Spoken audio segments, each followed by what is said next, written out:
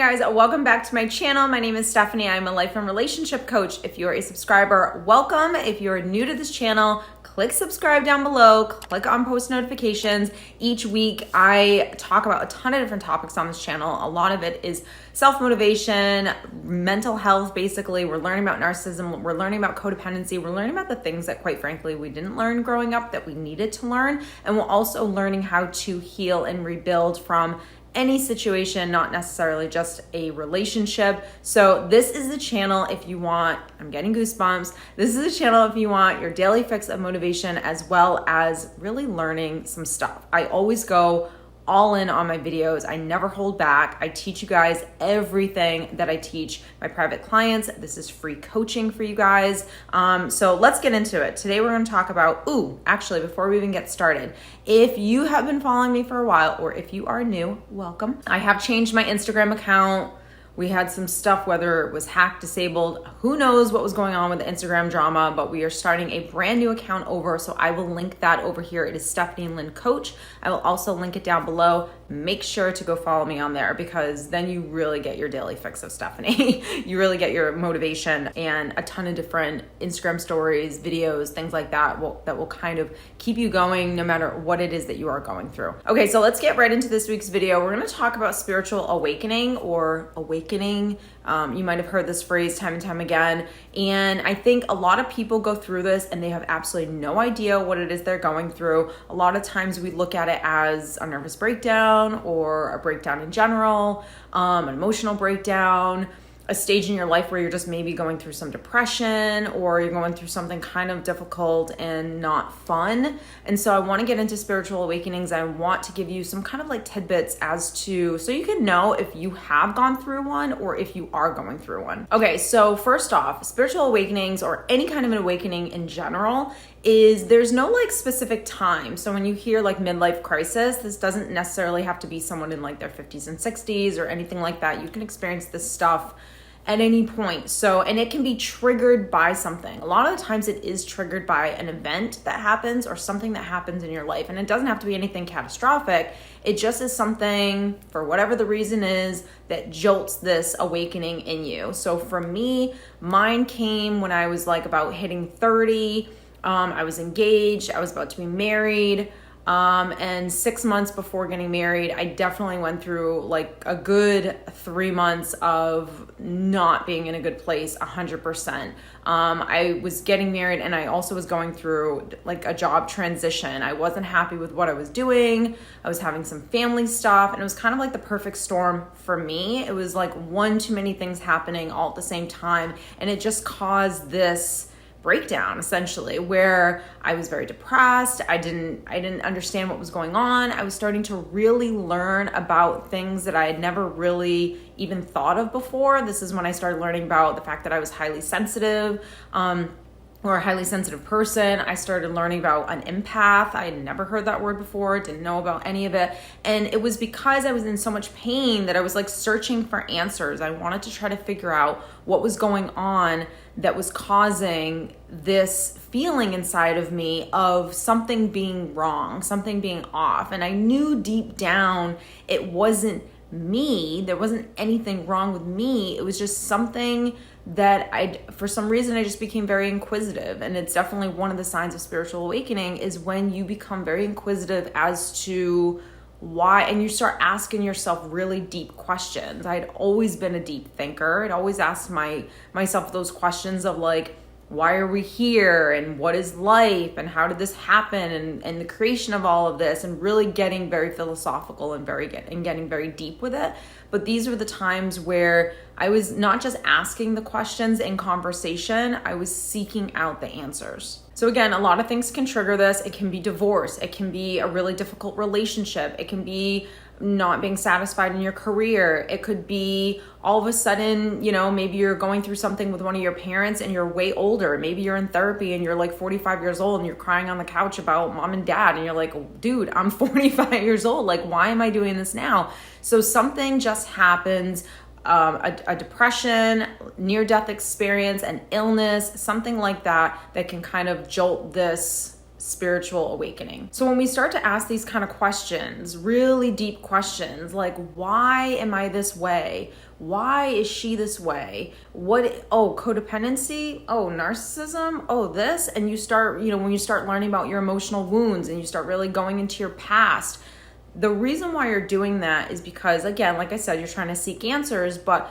what is happening is your consciousness is rising and you're actually graduating to like another level of self-awareness, and probably one that you might have had a little bit before, but this information is really kind of opening your eyes to like, oh, this is life. This is what it was supposed to look like, or this wasn't okay that this happened. That kind of knowledge that you're seeking causes you to have your eyes open to more conscious, mindful thinking. So now, what is consciousness? Now, and I'm not going to go too deep into the brain, but just to give you like the quick rundown, you have your subconscious and your conscious mind. Your subconscious, I just like to think of it as like way in the back. So it's way, way in the back. And that's really where all of your programming happens. It's where, as a child, it's where all of your emotional thinking happens. It's where all your beliefs are stored. It's long-term memory. It's all of that. So actually, the bulk of what you think every single day comes from the back of the mind, comes from the subconscious mind. Your conscious mind is like when people say you only use 10% of your brain, there you go, conscious mind. So most people don't really consciously think. They don't really consciously, logically decide what it is that they want to think. They don't really ask themselves questions that ponder them to really use their brain and actually decide what they want to believe and really think. Most people are robots. Most people go off of whatever is in that subconscious, and that's how they live their life. So if they live in a negative state, if they are living in codependency and they have absolutely no idea, if they come from a lot of emotional wounds and they're completely unhealed and they're very reactive to life and they're driven by ego, this is all way, way in the back. So when we become conscious, when we go through this awakening, we start seeking answers and learning information. We start to become conscious, which means we start to actually use more critical, logical thinking versus just always thinking from that emotional state. That causes you to not be a robot, and that causes you to actually be the creator of your life, to actually decide what you want to believe. And that's very freeing and empowering because it gives you the ability to really change your emotional state, to not be reactive, to see where your emotional wounds are and start being more mindful of them. So when people do coaching with me, you're really working that conscious muscle because, again, most people throughout the day, even you and I, even though we're on the spiritual journey and we're very self-aware, blah, blah, blah, we're still programmed. And so unless you are very conscious to your programming, to your emotional wounds, to your emotional triggers, that's why I made my 9-week course. I'll link it down below. It's so, so important that if you learn this stuff, then you get to start dictating like, oh, look, I always tie my shoe this way and I'm trying to learn how to tie it this way. So you're basically creating new habits. And the only way to do that, to create new healthy habits, is to be aware. So that conscious mind begins to really strengthen itself the more you actually use it, and you're no longer just a robot that's going off of your programming or just being reactive. You're actually now a creator versus just being a person that's sitting on the sidelines of life. So a question I get asked often is, why do we even have to go through this? Like, why do we have to go through this experience of this awakening? Because it's painful. It is not a fun experience. It was probably one of the toughest things in my entire life that I've ever gone through were those months of learning and growing, and growing is pain. And you are shedding, I'm getting goosebumps, you are shedding layers and layers of stuff that has been on you for years that probably you didn't even know was there, you didn't acknowledge it, etc. Because again, remember, you're becoming very aware, you're learning things, and with knowledge comes, oh wow, that's what happened, this is what I went through. Like, you've just been living life not really knowing what has been happening to you over the years, because we just are programmed to just either suppress, push it under the rug, or quite frankly, we just don't even have the tools to know how to really handle life. That's why I always talk about the skills. Like, these are fundamental skills that we have to learn in order to be healthy. This isn't just, okay, let's go to college and let's just take accounting 101. No, this is like fundamental self-care. Like, how do you become mentally healthy, emotionally healthy? We know how to physically take care of ourselves. Perhaps even spiritually, we know how to take care of ourselves and what to give ourselves. But mentally and emotionally, that's where the world really drops the ball. That's where parents don't know how to teach that to their kids, because quite frankly, they don't do it for themselves either. So they can't teach it. And us as a society, we don't really deem it as yet, or actually I shouldn't say we don't, because I do think that the world is shifting and consciousness is rising, but it's not something that's still looked upon as a necessary thing in life. We still value more of those ego things, going to school, learning things that aren't even relevant to actually being happy and really creating that healthy sense of self. We're not focused on those types of things yet. But the reason why you have to go through this experience and the reason why it's so painful is because you are essentially healing from the damage that has been caused or created throughout the course of your life. So while you were going through painful experiences, and childhood is pretty much the bulk of it, right? What you go through in childhood and how you're programmed and what you see stays with you for, some would debate forever, but who really knows? I think it does take a lot of work to heal that stuff. And I think there's always still going to be remnants of it because it's a scar and it's there. It's not new skin that has never been touched. It is a scar that stays with you. But the difference is, without doing this work and having the spiritual awakening, the scar has been bleeding. It needs stitches. It's infected. It looks horrible. Whereas once you go through the spiritual awakening and you really learn and you get better and you heal and you feel good, it's now a scar.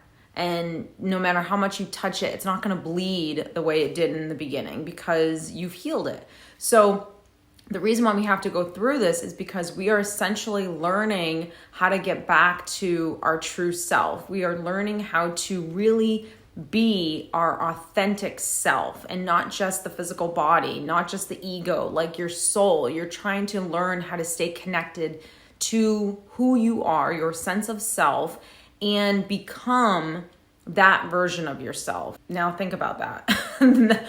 You would never even try to become that version of yourself or even get close to it if you hadn't gone through all of this awakening to the way that you have been living your life and how detached you actually were from yourself. All right, so let's get into the signs of spiritual awakening. And this one, number one, is probably the key that I think really jolts it, is you think you're going crazy. You start to think, I'm going crazy. Like, I think I'm going crazy. You could be going through a relationship that is narcissistic, or you're dealing with someone who's completely toxic and unhealthy. And now, unfortunately, they've gaslighted you. They've dwindled down your self-esteem and you think you are the problem, 100%. But I do think that most people that start a spiritual awakening or an awakening in general do have that moment of, something's wrong. Like, I think I'm not okay, or I think I'm going crazy, because your mind, again, because there's so much information,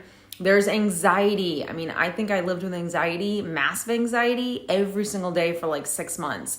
And I didn't know how to deal with that. I didn't even know what to do. So I just kept feeding it and feeding it and feeding it. And that's why something that I'm always teaching you guys is the mind and anxiety and self-control and self-parenting. We're always going to be talking about that stuff because it's the key towards not just like being emotionally and mentally healthy, but connecting yourself more to your inner self. So feeling like you're going crazy is 100% sign number one. In this bout of feeling like you're going kookaloo, you know what I mean? This is where really the massive anxiety sets in, like I just said. This is where the depression is. This is what we call the dark night of the soul. The dark night of the soul is, you've heard that phrase probably time and time again. This is the utter pain that you're experiencing. This is the depression and the anxiety, like I stated. This is where we're reliving those painful experiences. So this is when all of the sadness of what you've gone through kind of comes to the surface, because remember, through the course of your life, you've experienced traumas. We all have. It doesn't matter how skilled you are, you're still going to experience a trauma, whether they're the little T's of life, right? Where someone's kind of chipping away at you, or maybe you're chipping away at yourself through negative self-talk, or it's the big T's, like you got into a massive accident or something like that happens to you. No matter what happens, you have to learn how to heal and go through a trauma. Like, what do you do after you go through a trauma? How do you heal from being in a really bad car wreck or being in a really abusive relationship? And so what happens is we experience life, we experience little T's and big T's, and we never know how to deal with it. We think we do, but we don't. And so they stay with us. And so when you go through this dark night of the soul, you are letting out all of that sadness, frustration, guilt, anger, all of the emotion, all of the feelings that probably weren't really dealt with all come out at the same time. And so it can cause the depression to actually kick in. You have to remember the dark night of the soul is the period where your old self is dying and the new self quite yet hasn't been born. So the next sign that you're going through a spiritual awakening is there's something in you that keeps pulling you to keep going. You can't explain it.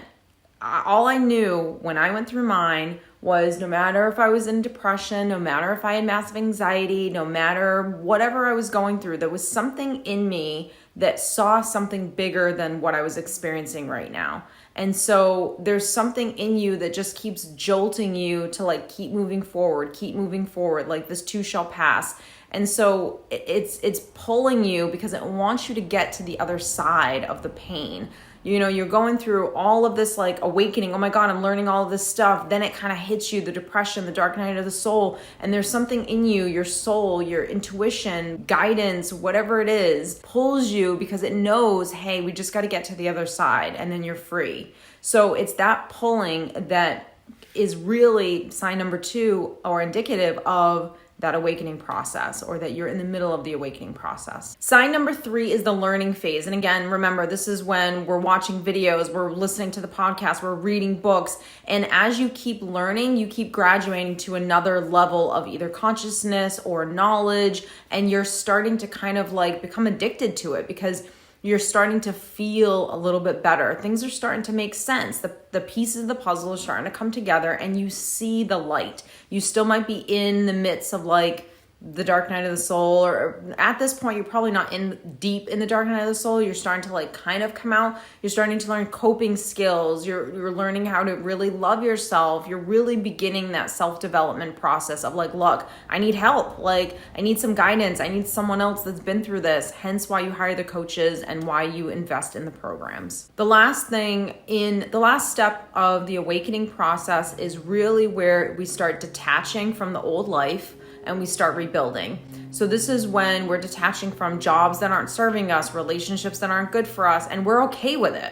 We're not mourning it. We're not upset about it. We're actually very willing to leave stuff behind because it no longer serves us, because we've gone through the learning phase, or we're going through the learning phase, and we're working on ourselves and we're diving into self-development. You can't get to the last phase of detaching and rebuilding until you've gone through enough work on yourself where you're ready to shed that old skin 100% fully and just start moving forward. And moving forward isn't even slow walks anymore, like when you were getting out of like the dark night of the soul. Now we're sprinting. Now we're like excited. Now we're like, oh my God, I feel better. I feel good. I want to teach this to everyone.